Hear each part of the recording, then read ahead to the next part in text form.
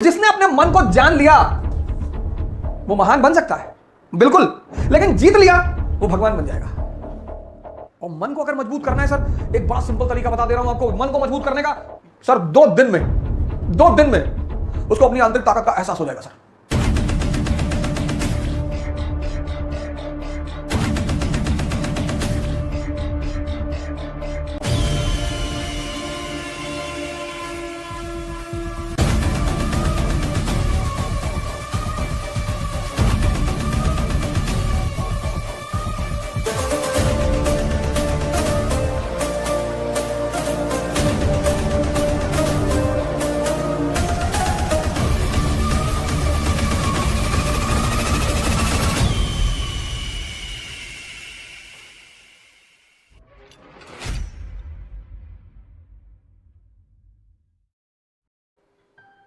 Psychology अभी पैदा हुई पश्चिम में, भारत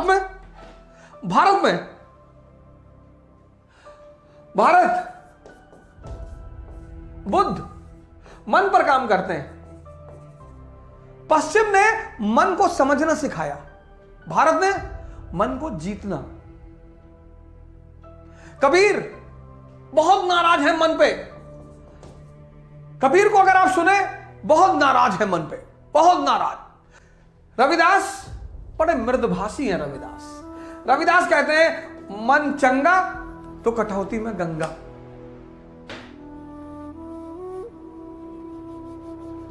क्योंकि मन आपको दिशा देता है। मन, रविदास कहते हैं मन चंगा तो कटौती में गंगा। इस कहावत की पैदाइश एक कहानी जुड़ी हुई इस कहावत से।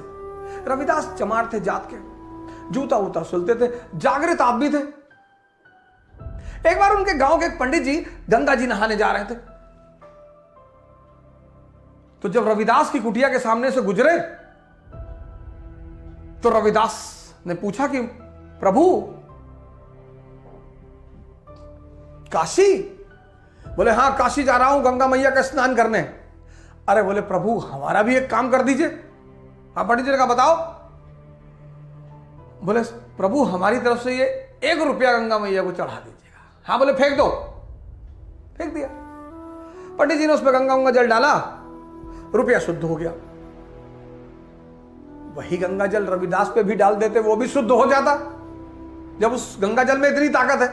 पंडित जी जातिवाद पर एक दिन लेक्चर लूंगा आपको। भारत में जातिवाद का जन्म और उसका षड्यंत्र, जातिवाद पे लेक्चर लूंगा। तो रविदास ने कहा पंडित जी एक बात और सुन लीजिए। बोले हाँ बताइए। बोले जब आप 1 रुपया गंगा मैया को चढ़ाइएगा तो उनसे कहिएगा कि रविदास ने एक जोड़ा कंगन मांगा है। बोले गंगा मैया से? बोले हाँ। बोले अच्छा। पंडित जी गए, गंगा नहाए वहाए, नहा वहा के पंडित जी को याद आया कि यार रविदास ने 1 रुपया दिया था और कहा था गंगा मैया से हमारे लिए कंगन मांग लीजिएगा। तो पंडित जी ने 1 रुपया निकाला, गंगा मैया पे चढ़ा दिया उस पानी में और कहा कि मां रविदास ने कंगन मांगा 1 जोड़ा। गंगा मैया अवतरित हुई, बोली ये कंगन हमारे बेटे को दे देना। पंडित जी तो टेंशन में आ गए, हम पूरी जिंदगी नहाए, माता जी आप हमसे मिलने कभी नहीं आई। अरे बोले जाओ बाद में बात करेंगे। पंडित जी सोने का कंगन देखे, कहे रविदास को क्या पता चलेगा।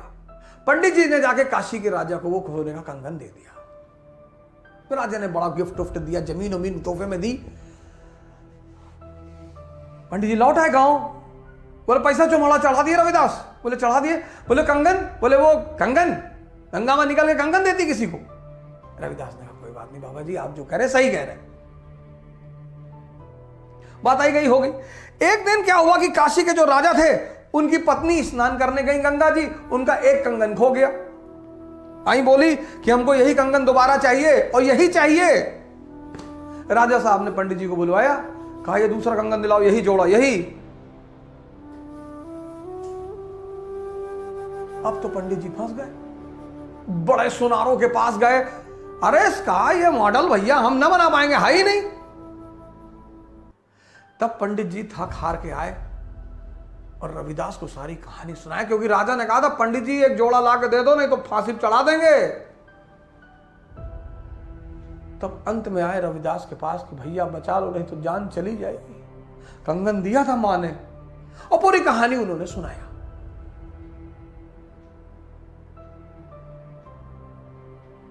अरे रविदास ने कहा आप चिंता ना करो, राजा साहब को बुला लो, हम कंगन यहीं दे देंगे। कहीं यहीं? हाँ। बोले गंगा जी को हम यहीं बुला लेंगे।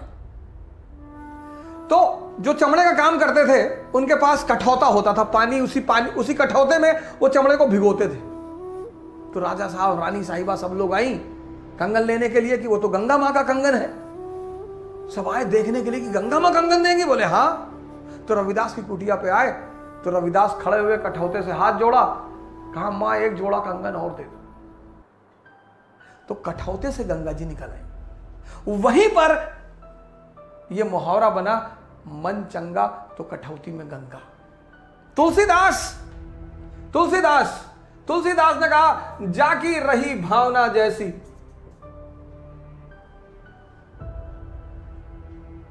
हम पश्चिम से बहुत आगे हैं सर, यही डर है पश्चिम को, इसी से डर है, इसी से।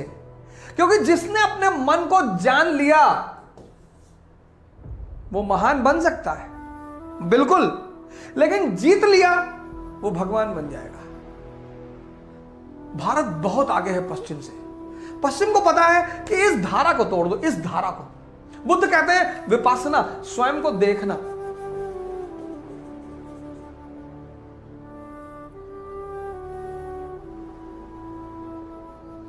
बुद्ध कहते हैं तुम क्यों ईश्वर के चक्कर में पड़े हो यार, तुम्हारी परेशानी तुम्हारे अंदर है। आनंद ने कहा कैसे? कहा अपनी बीवी से परेशान हो ना? बोले हाँ। तो क्यों परेशान हो? बोले औरतें परेशान करती। बोले बिल्कुल कभी नहीं करती। कौन बोला औरतें परेशान करती? तुम शादी करने गए थे 500 आदमी लेकर, शादी करने क्यों गए थे? सोचे थे मजा आएगा। एक ही बात सोचे कि मजा। शादी मतलब जिम्मेदारी, इसलिए शादी के साथ एक शब्द जोड़ा है हनीमून। हनी सन नहीं जोड़ा, मून। 4 दिन चमकेगा फिर अंधेरा। इसलिए जब शादी होती किसी की तो उसे हनीमून पे भेजते कि भैया 4 दिन, फिर लौट आना, काम धंधा है, परिवार है। विवाह एक जिम्मेदारी है। सूरज हमेशा चमकता है, तो उन्होंने हनी सन नहीं कहा। प्रेम में कोई हनीमून पे नहीं जाता, क्योंकि प्रेम में जिम्मेदारी नहीं है। ये देखिए, ये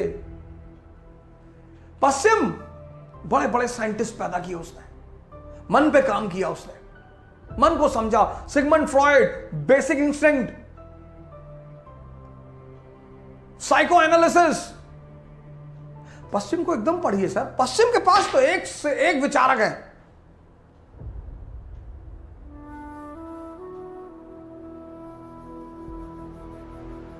तो आपने क्या किया? ये देखिए, पश्चिम ने मन को समझना सिखाया। ज्यादा साइकोलॉजी पढ़ के कभी कभी लोग पागल हो जाते हैं, ज्यादा समझ जाते हैं। भारत ने मन को जीतना सिखाया। देखिए सारे संतों की धारा। और मन को अगर मजबूत करना है सर, एक बड़ा सिंपल तरीका बता दे रहा हूं आपको मन को मजबूत करने का। योग निद्रा का अभ्यास कीजिए। योग निद्रा जो इंग्लिश मीडियम में है वो टिम रो की योग निद्रा डाउनलोड कर लें। टिम रो, कुछ करना नहीं है सर, लेट जाना है, कॉन्शियस मूवमेंट सर 2 दिन में उसको अपनी आंतरिक ताकत का एहसास हो जाएगा सर। हालांकि शुरुआत में उसे नींद बहुत आएगी। हिंदी मीडियम वाले स्वामी निर्जनानंद का कर लें। हिंदी मीडियम जो हिंदी अच्छी समझ रहे हैं, स्वामी निर्जनानंद मुंगेर से। और जिन्हें हिंदी में दिक्कत है वो इंग्लिश में टिम रो की कर लें। ये कर ले सर, और कुछ करना नहीं है, लेटना है आधे घंटे के लिए। वो निर्देश देते जाएंगे, आप उस निर्देशों का पालन करें। कोई फिजिकल एक्सरसाइज करनी नहीं है।